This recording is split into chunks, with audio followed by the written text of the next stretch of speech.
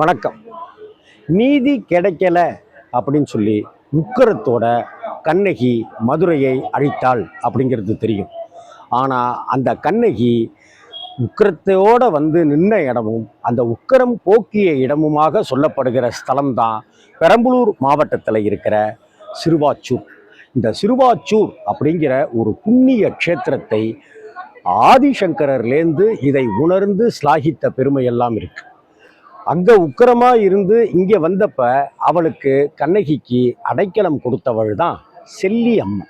அந்த செல்லியம்மன் உறுதுணையாக இருக்க, செல்லியம்மனுக்கு பக்கத்துணையாக இருந்து இவளும் இருந்து அவளும் இருக்க, வாழ்க்கைனா அப்படித்தானே இருக்கணும், ஒரு ஒற்றுமை பக்கபலம் இருக்கணும் இல்லையா?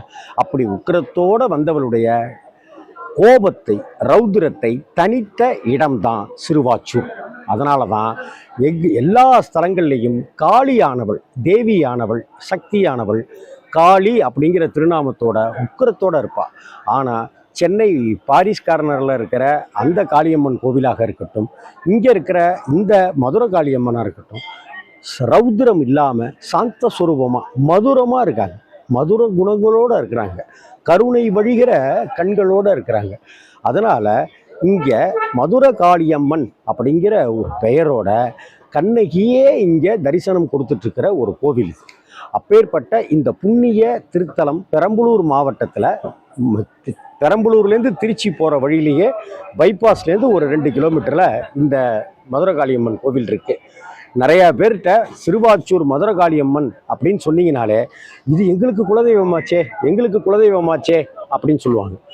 ஏன் குலதெய்வம் எங்களுக்கு எதுன்னே தெரியலன்னு இருக்கிறவங்க இந்த தெய்வத்தை, சிறுவாச்சூர் மதுரை காளியம்மனை குலதெய்வமாக ஏற்றுக்கொண்டு தொடர்ந்து வணங்கி வரலாம் அப்படின்னு சொல்லப்படுது.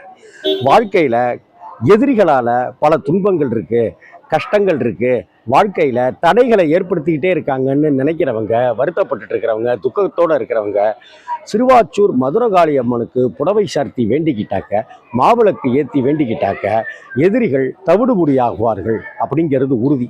எப்படி மதுரையில் நீதி பரிபாலனம் செய்யப்பட்டதோ, எப்படி நீதி கிடைத்ததோ, அதே போல இங்கே தன்னை மேல் தேவையே இல்லாமல் குற்றம் சாத்திய மனிதர்களுக்கு, இப்போ என் மேலே ஒரு குற்றம் சாத்திட்டாங்க, தேவையே இல்லாமல் அபாண்டமாக பழி சுமத்திட்டாங்க அப்படின்னு சொல்கிறோம் இல்லையா? அப்பேற்பட்ட மனிதர்களுக்கு நல் வழி காட்டக்கூடிய ஸ்தலமாக இந்த சிறுவாச்சூர் மதுரை காளியம்மன் கோவில் திகழ்கிறது.